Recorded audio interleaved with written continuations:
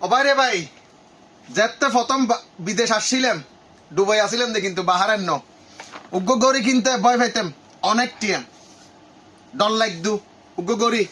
বর্তমান বলে smart watch বলে মাত্র একদিনের, কি হইতাম ইবলদি মাত্র 1.5 দিনের, ইবলদি মাত্র 1.5 দিনের।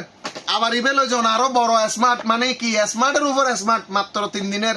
আবার ইয়ে তুমি যদি আরেকখানা আরো উড়ো যদি যাইতেছন ইবলদি 3.5 দিনের।